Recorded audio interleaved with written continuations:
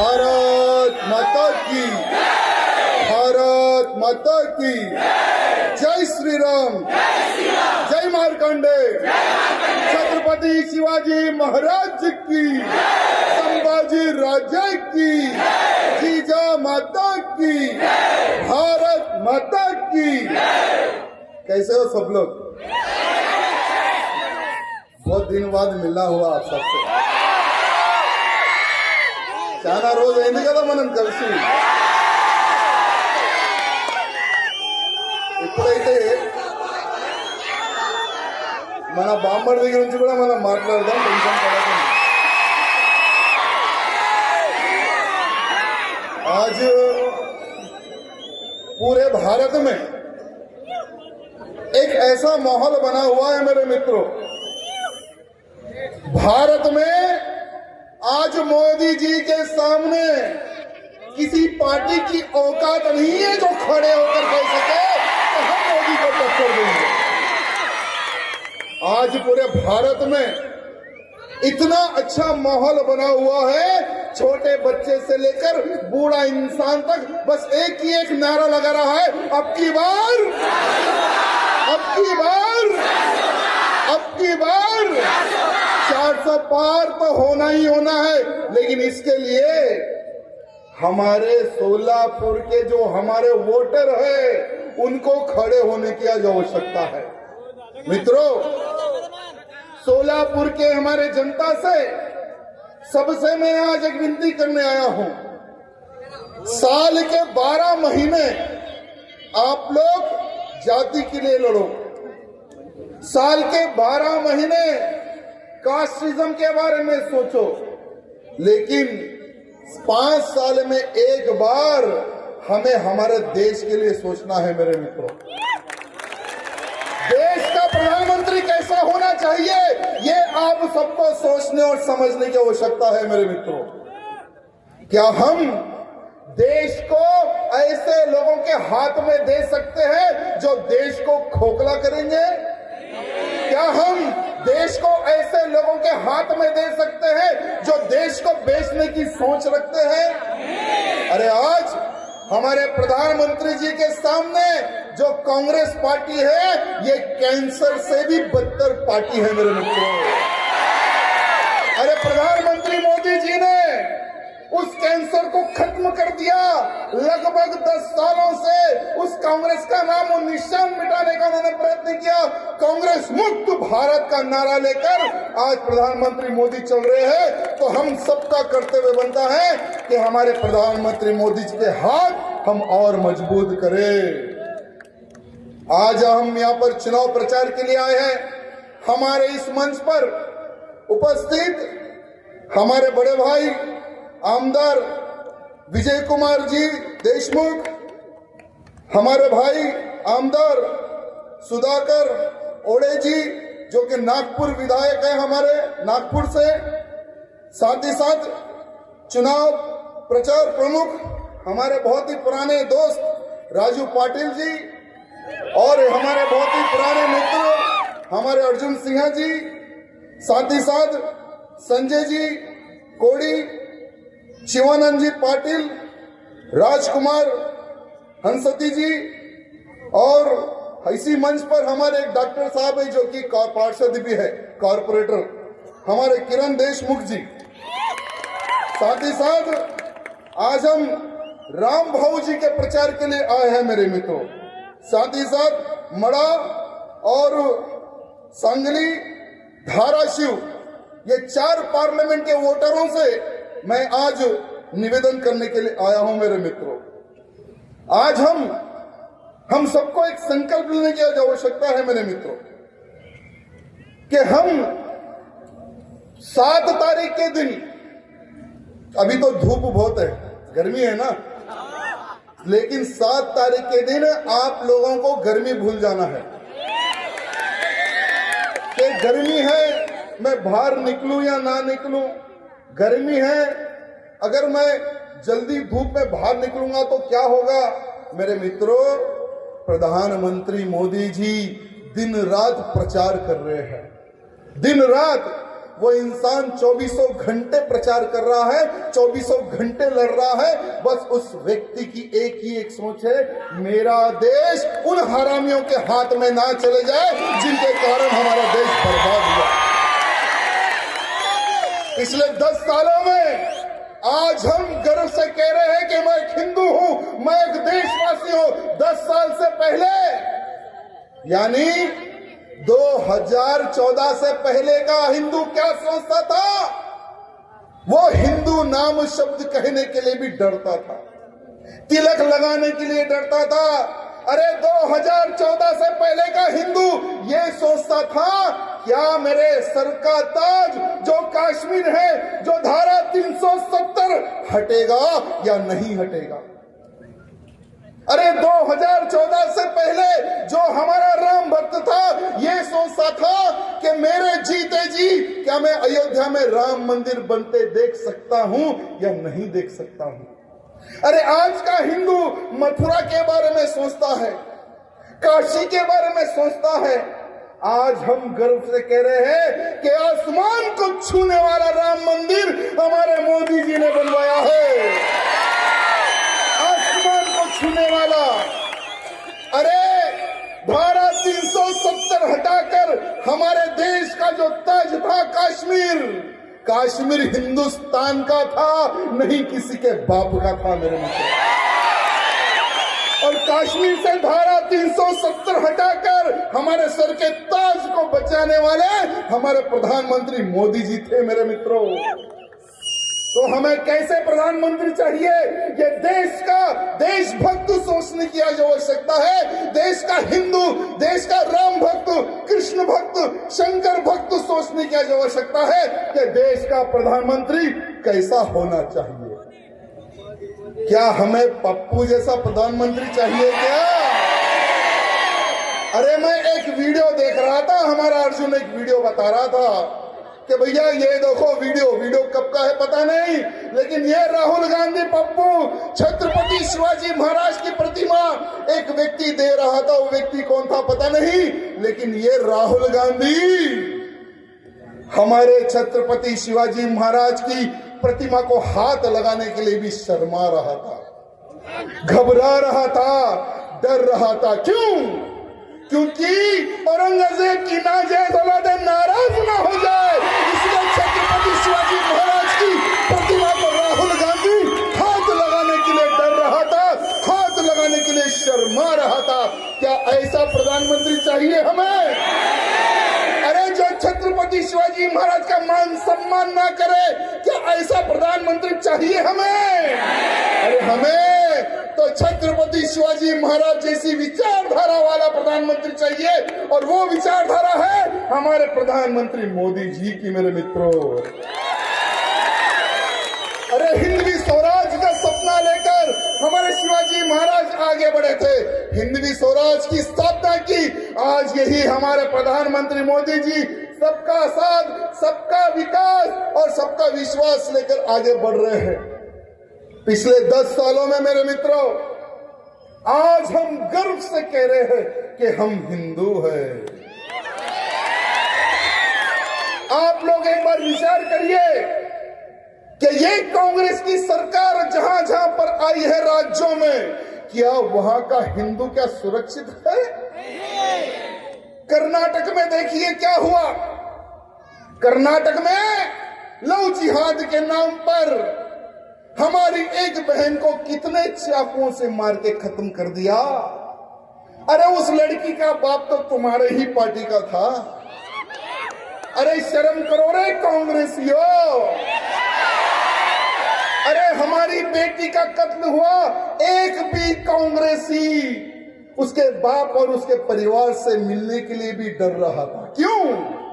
क्योंकि जिसने हत्या की थी वो एक मुसलमान था, और मुसलमान का वोट हमारे से सरक ना जाए, इसलिए उस लड़की के परिवार से कोई भी कांग्रेसी मिलने के लिए नहीं गया मेरे मित्रों, कोई कांग्रेसी मिलने नहीं गया। लेकिन भारतीय जनता पार्टी के हमारे राष्ट्रीय अध्यक्ष श्रीमान जेपी नड्डा जी उनके घर जाते हैं और उनको कहते हैं कि हम हैं तुम्हारे साथ। जब तक हरामी को फांसी की सजा नहीं मिल जाती। हमें तुम्हें अपना बड़ा समझिए, आप हमारे आपके परिवार का ही हिस्सा समझिए। पूरी भारतीय जनता पार्टी आपके साथ है। इतनी ताकत देकर आए हैं हमारे नड्डा जी। मित्रों, जिसके घर में किसी की मृत्यु हो जाती है ना, तो दर्द क्या होता है उसी को पता है मेरे मित्रों। अरे उस परिवार को पूछो जिसकी बेटी को कॉलेज के अंदर सरेआम चाकुओं से भोग भोग कर उस हरामी ने मर्डर कर दिया।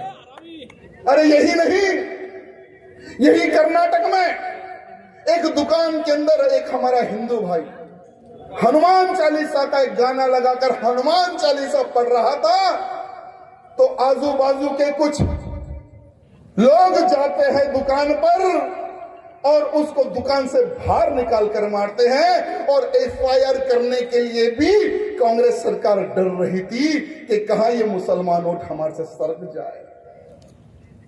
अरे यही कर्नाटक में ये लोग नारा लगाए थे चुनाव के समय पर, हमारी कांग्रेस को जिता दो, हम बजरंग दल को बैन कर देंगे। हमारी कांग्रेस को जिता दो, जो बीजेपी ने गौ हत्या के ऊपर जो कानून लाया है उस कानून को हटाकर हम खुलेआम गायों को कटवाएंगे और तुम्हें मांस खिलवाएंगे। ये वही कांग्रेस है मेरे मित्रों। अरे कांग्रेस कर्नाटक में आई, हमारे तेलंगाना में भी कांग्रेस आई। तेलंगाना में कांग्रेस आते ही होली के दिन जहां पर लोग गीत गाना बजाकर होली दहन कर रहे थे, वहां पर बाजू की एक मस्जिद से लोग आते हैं, होली के ऊपर हमला करते हैं, होली जलाने वालों के ऊपर हमला करते हैं, यहां तक कि महिलाओं के ऊपर भी उन्होंने हमला किया। किसके ऊपर एफआईआर होना है, केस किसके ऊपर दर्ज होना है, गुनाह किसके ऊपर होना है? जो मारते हैं या मार खाते हैं मेरे मित्र, तो किसके ऊपर गुनाह होना है बताइए। लेकिन यही कांग्रेसियों ने जो मार खाई महिलाएं, जो मार खाए पुरुष, जो मार खाए बच्चों के ऊपर उन्होंने गुनाह दाखिल किया। ये है कांग्रेस। अरे आज केरला में देखिए, कोई भी वहां का हिंदू आज सुरक्षित नहीं है। केरला भी आज एक आतंकवादी फैक्ट्री बन चुकी है। अरे कर्नाटक में पीएफआई जैसे आतंकियों को सपोर्ट करती है ये कांग्रेस। ये पीएफआई को ही केरला में भी सपोर्ट करते हैं ये लोग। ये लोग एक बड़ा एक ग्रुप बनाए, इंडी ग्रुप है पता नहीं, या रंडी ग्रुप है पता नहीं। ये ग्रुप बनाते हैं और ये नारा लगाते हैं कि अब की बार हम मोदी को हराएंगे। तुम क्या, तुम्हारा बाप भी मोदी को नहीं हरा सकता। अरे बंगाल में देखिए क्या हो रहा है। 1 करोड़ से ज्यादा बांग्लादेशी और रोहिंग्या इनके बाप की जागीरें समझकर बंगाल एक राज्य में आकर छुपे हुए हैं। अरे मंत्री बन गया, मिनिस्टर बन गया, विधायक बन गया, रोहिंग्या और बांग्लादेशी आज बंगला में हिंदुओं पर हमला कर रहा है। जहां पर हमारे हिंदू क्षेत्र है, मंदिर है, घर है, वहां पर एक जाता है, एक विधायक है कोई, वो जाकर हमारी बहन बेटी को उठाकर ले जाता है, उसका बलात्कार करता है। उसके बाद में दूसरी बहन को ले जाता है, तीसरी बहन को ले, चौथी बहन को ले जाता है। जब वो मीडिया में बाहर आया तो यही ममता बनर्जी जो वोट की भिखारन है, वो उसके ऊपर केस करने के लिए भी डरती थी। लेकिन सीबीआई यानी सेंटर ने, प्रधानमंत्री मोदी जी ने कहा है कि जाकर हमारी बहन बेटियों की इज्जत बचाओ। वो इज्जत लूटने वाला भी मुसलमान था मेरे भाई। आज लोग ये कह रहे हैं कि हमें वोट जिहाद करना है। प्रधानमंत्री जी ने बहुत अच्छी बात कही है। अरे हमने लव जिहाद सुना था, हमने लैंड जिहाद सुना था, ये वोट जिहाद इन्होंने नया प्रारंभ किया है। सलमान खुर्शीद है कोई कांग्रेसी पुराना डाकू, उसी की भतीजी है। वो कहती है कि होट जिहाद करो, यानी जिहाद का मतलब होता है युद्ध। तो मैं उसको कहना चाहूंगा कि माइक के सामने तो बहुत बड़े बड़े कुत्ते भौंकते हैं। अरे एक समय था तुम लोगों ने बहुत जिहाद किए, अब तुम लोग जिहाद नहीं कर सकते, क्योंकि तुम लोग जिहाद करोगे तो मोदी जी तुम्हें ठोक देंगे। जहां से निकले हो वहां पहुंचा देंगे मोदी जी। अरे ना हम जिहाद करने देंगे, ना लव जिहाद करने देंगे, ना लैंड जिहाद करने देंगे। अरे बहुत ही जल्द देश में जनसंख्या कानून भी आने वाला है। अरे जब कानून आएगा हम दो, हमारे दो तो बेटा तुम्हारे भी दो ही रहेंगे। तब देखेंगे कि तुम लोग वोट जिहाद कैसे करते हो, तब हम देखेंगे। मित्रों, आज हमें बहुत ही डटकर और विचार करके हमें आगे आज बढ़ने की आवश्यकता है मेरे मित्रों। और मैं आपको, अगर कांग्रेस गलती से अगर आ गई तो हमारे देश में क्या होने वाला है, मैं आज आपको बताने की कोशिश करूंगा मेरे मित्रों। आज यही सोलापुर पार्लियामेंट से उम्मीदवार कौन है? कौन है उम्मीदवार? बीजेपी के सामने कांग्रेस उम्मीदवार कौन है? क्या नाम है? नाम भूल गए क्या? सुशील कुमार शिंदे की सुपुत्री सुशील कुमार शिंदे, ये भी पुराने हमारे डाकू है कांग्रेस। वो एक समय पहले जब देश के गृह मंत्री थे मेरे मित्रों, वो गृह मंत्री रहते पर उन्होंने एक बात कही थी। सुशील कुमार शिंदे जी ने सोनिया गांधी और राहुल गांधी के कहने पर हिंदुओं को आतंकवादी के साथ में जोड़ा था। यही सुशील कुमार शिंदे कांग्रेस की सरकार के समय में भगवा को आतंकवाद से जोड़ा था। हिंदू आतंकवाद का नया एक नारा लगवाया था हमारे सुशील कुमार शिंदे जी ने। आपको मौका मिलता है मेरे मित्रों, आज आपको मौका मिल गया है। क्या आप आतंकवादी हो? क्या आप आतंकवादी हो? क्या भगवा कभी आतंकवाद हो सकता है? अरे क्या मैं आतंकवादी हूँ? हमारे साधु संत आतंकवादी है क्या? तो यही सुशील कुमार शिंदे जी की जो हमारी सुपुत्री, हमारी बहन है, क्या उनको वोट डालकर आप पार्लियामेंट भिजाओगे? भिजाओगे? तो आपको एक बहुत अच्छा मौका है। आपको उन सब की औकात दिखाने का आज मौका मिला है वोट के माध्यम से मेरे मित्रों। 7 तारीख के दिन 3 नंबर पर कमल का निशान दिखेगा। 7 तारीख के दिन जब आप वोट डालने जाओगे तो आपको 3 नंबर पर कमल का निशान मिलेगा। इतना दबाव कि जब काउंटिंग शुरू होगी, जो लोग आतंकवाद कहते थे, इनके मुंह पे तमाचा वोट बैंक के माध्यम से मारो मेरे मित्रों। आज प्रधानमंत्री मोदी जी देश के विकास के लिए, अरे जब कोरोना काल आया था तो देखो कितने देशों में कितने लोग मरे, लेकिन हमारे प्रधानमंत्री मोदी जी ने सोचा कि मेरी भारत की जनता को बचाना है। ना हिंदू देखा, ना मुसलमान देखा, ना सिख देखा, ना ईसाई देखा। उन्होंने कोरोना काल के समय पर 80 करोड़ लोगों को मुफ्त में चावल बांटा मेरे मित्रों, मुफ्त में चावल बांटा। और अगले 5 साल तक उन्होंने चावल बांटने का भी एक नारा दिया मेरे मित्रों। यही हमारे प्रधानमंत्री मोदी जी उज्ज्वला योजना के तहत 10 करोड़ से अधिक महिलाओं को मुफ्त में गैस कनेक्शन दिया है। मुफ्त में जो लोग गांव गंडियों में लकड़ी जलाकर खाना बनाते थे, वो धुएं से कई लोगों के फेफड़े खराब हो जाते थे मेरे मित्रों। लेकिन प्रधानमंत्री मोदी जी की सोच देखिए, गांव से लेकर शहर तक, शहर से लेकर जंगलों तक उन्होंने फ्री में गैस कनेक्शन दिया है मेरे मित्रों। साथ ही साथ प्रधानमंत्री मुद्रा योजना के तहत 50,000 से लेकर 1.5 लाख का लोन फ्री में दिया है मेरे मित्रों, कि हमारे जो गरीब वर्ग के लोग हैं जो छोटे मोटे में कारोबार जो स्टार्ट कर सकते हैं वो अपने पैरों पर खड़े हो सके, ये हमारे प्रधानमंत्री जी की सोच है मेरे मित्रों। इस स्वच्छता भारत मिशन के तहत जो हमारी महिलाएं खुले में शौच करती थी, 12 करोड़ उन्होंने शौचालय बनाए हैं मेरे मित्रों, 12 करोड़ शौचालय। भारत को डिजिटल बनाने के लिए आज हम 1 रुपया भी गूगल पे कर सकते हैं। 1 रुपया हो या 10,000 हो या लाख रुपए हो, हम गूगल पे कर सकते हैं। डिजिटल इंडिया में भारत सबसे नंबर 1 बनाने वाले हमारे प्रधानमंत्री मोदी जी मेरे मित्रों। प्रधानमंत्री आवास योजना के तहत करोड़ों घर मोदी जी ने बनवा के दिए हैं। आपके सोलापुर में भी 15,000 घर बनाकर चाबी देकर गए ना।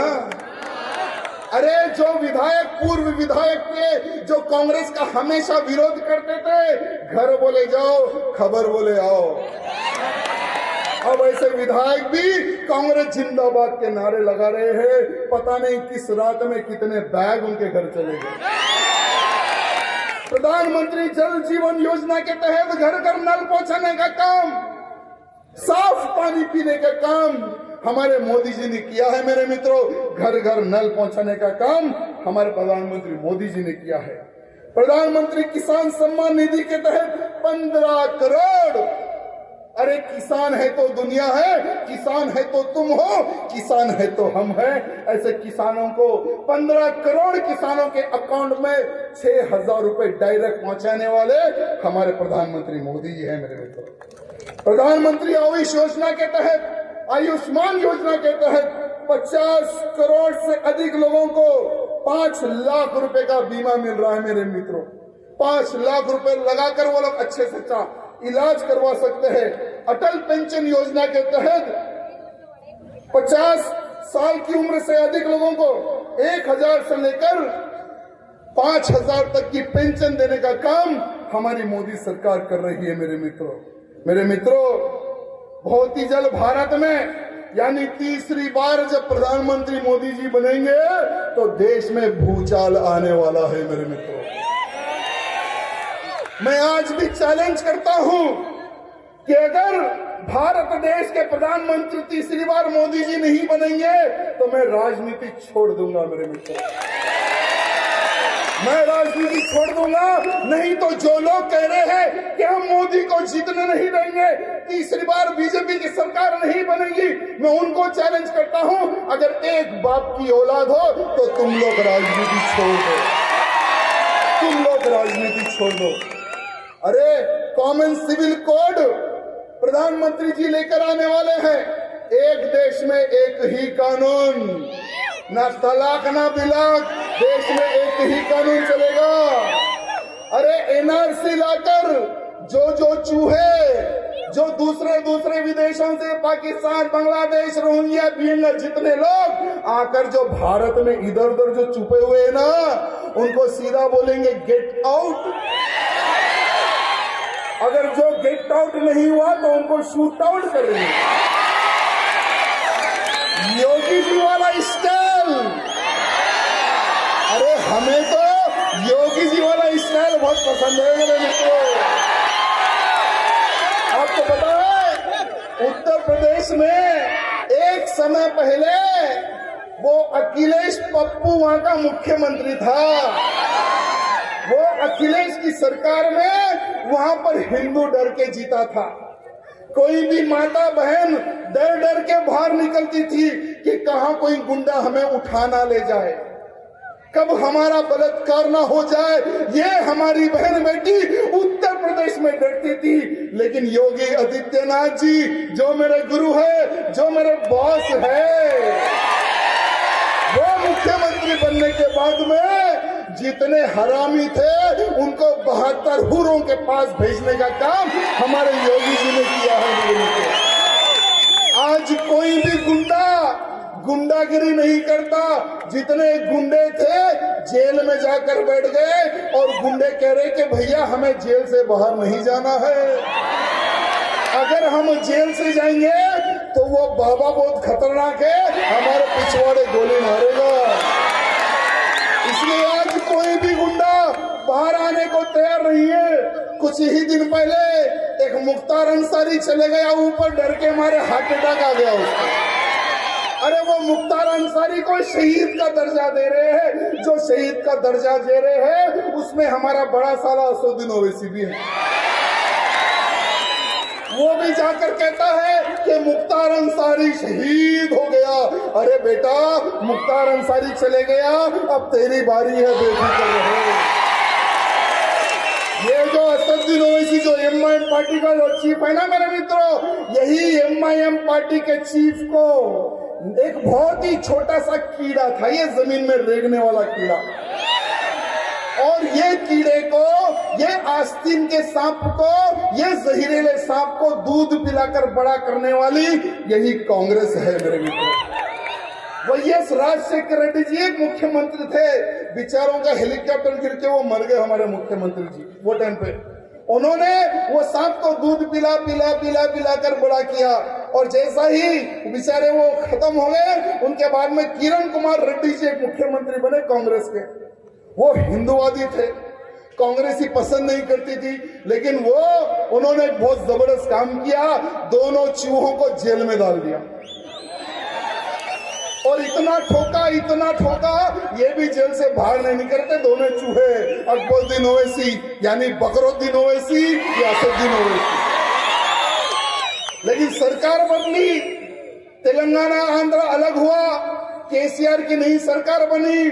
केसीआर कहता था कि मैं महाराष्ट्र में भी झंडा गाड़ूंगा, तेलंगाना में झंडा गिर गया, तो झंडा गाड़ने महाराष्ट्र में आया था। महाराष्ट्र की जनता को जो भी राजनेता होते हैं ना बेवकूफ समझते हैं, लेकिन उन गधों को पता नहीं हमारी महाराष्ट्र की जनता बेवकूफ नहीं है, छत्रपति शिवाजी महाराज के मौले हैं। और औरंगजेब की औलादों को ये हमारे मौले छोड़ने वाले नहीं है, ठोकने वाले मौले हैं हमारे। लेकिन केसीआर वहां गिर गया। केसीआर जीतने के बाद में भी यही दो चूहों को खूब दूध पिला पिला कर उन्होंने बड़ा किया। मेरे मित्रों, अभी फिर कांग्रेस की सरकार आ गई हमारे तेलंगाना में। कांग्रेस की सरकार आते ही फिर इन दो सांपों को दूध पिलाने का काम चालू हो गया।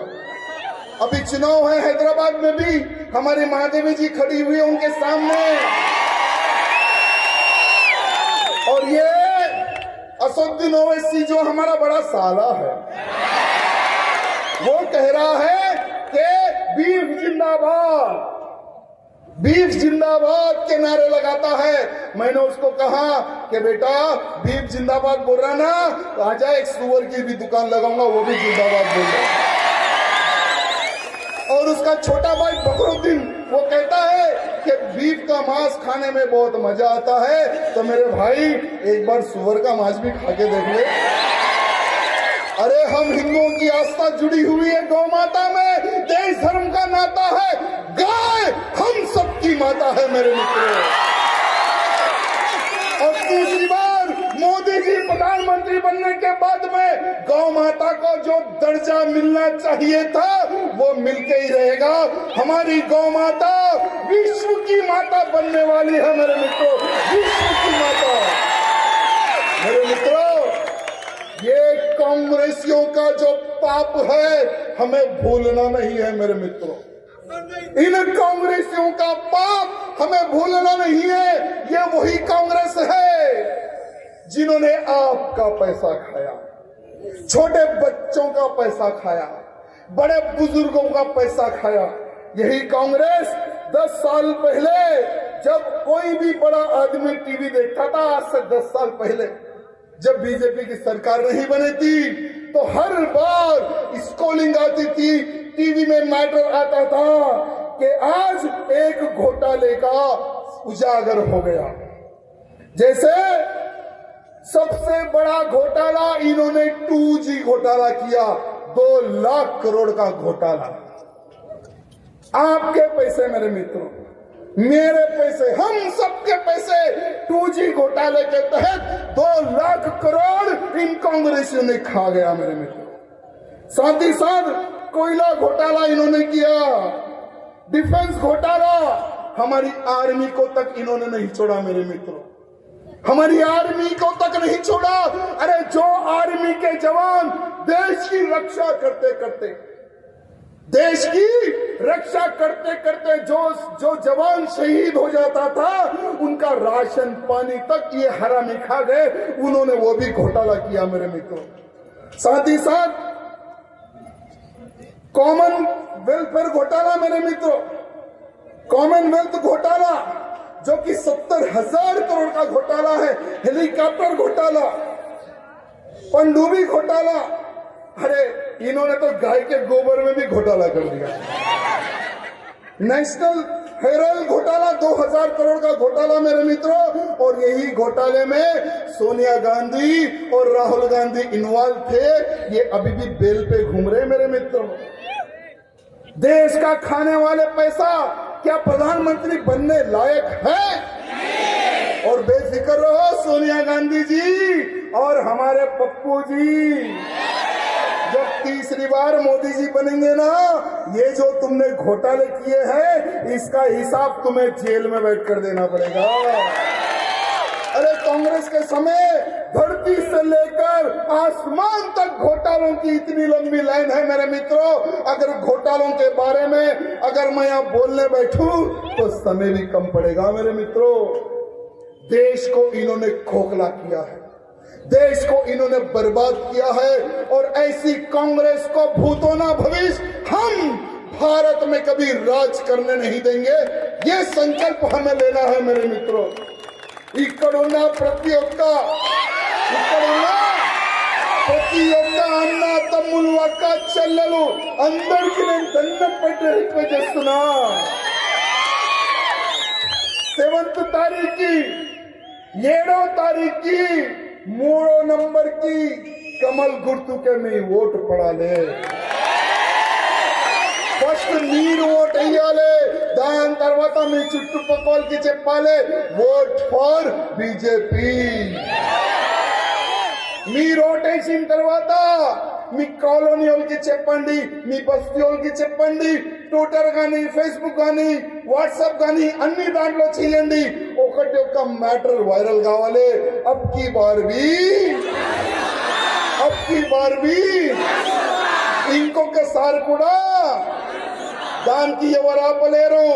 నా అన్న తమ్ముళ్ళారా, సోలాపూర్లో మన తెలుగు వాళ్ళు ఎక్కువ ఉన్నారని ఇంకొకసారి మా పాటిల్ గారు అన్నారు, మా ఎమ్మెల్యే గారు అన్నారు। చాలా గర్వంగా నాకు ఫీల్ అవుతుంది। మోదీ గారు కూడా, నేను మోదీ గారు ఒక వీడియో చూసిన, మోదీ గారు అన్నారు నేనప్పుడు ఆర్ఎస్ఎస్ లో ఒక చిన్న కార్యకర్త ఉండే, అప్పుడు మైసూరులో ఎక్కువ నాకు తిండి పెట్టినదే మన తెలుగు వాళ్ళు కూడా అన్నారు మోదీ గారు। ఎంత గర్వం అవుతుంది కదా, ఎంత గర్వం అవుతుంది కదా। మళ్ళీ అట్లాంటి వ్యక్తికి మనం గెలిపిస్తామా లేదా? 400 పార్ చేద్దామా లేదా? 400 పార్ మోదీ గారు పోవాలంటే ఇదే సోలాపూర్ నుంచి మన అన్నకి, మన భారతీయ జనతా పార్టీ క్యాండిడేట్ కి ఎక్కువ మెజారిటీని గెలిపించి పార్లమెంట్ పంపిద్దాం। ఆ ఒక్క సంకల్పం మనం తీసుకుందాం। మా అక్క ఏదో బ్యానర్ తీసుకొని నిలబడింది, ఇక్కడ నుంచి కనబడతలే ఆ బ్యానర్ ఏముంది తెలియదు, కానీ మీరు దగ్గర వస్తే బాగుంటది। आप नजदीक है तो बैनर क्या मुझे दिखेगा।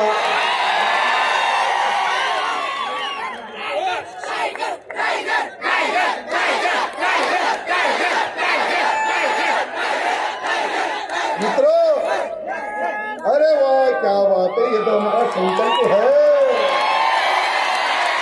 मित्रों, ये पॉलिटिकल सभा है, और पॉलिटिकल सभा में जो हमने कहा है याद रखना। और ये जो मेरी बहन जो बैनर लेकर आई है ना, भारत को अखंडित राष्ट्र बनाने की ताकत भी हमारे मोदी जी रखते हैं। ये पप्पू गिप्पू में दम नहीं जो हिंदू राष्ट्र की बात करे। अगर हिंदू राष्ट्र अगर कोई बना सकता है तो केवल एक इंसान है, वो है प्रधानमंत्री मोदी जी।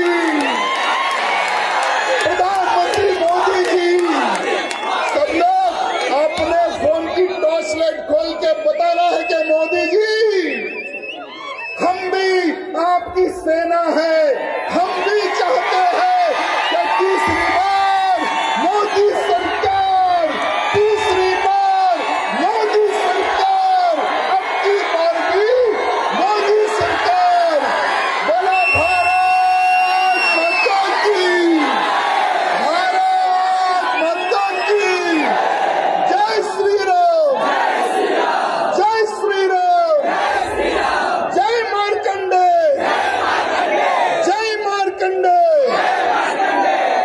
धन्यवाद मित्रों, बहुत बहुत धन्यवाद। यानंतर डॉक्टर तेड देशमुख यांना विनंती करतो की त्यांनी आपले या ठिकाणी आभार व्यक्त करावे.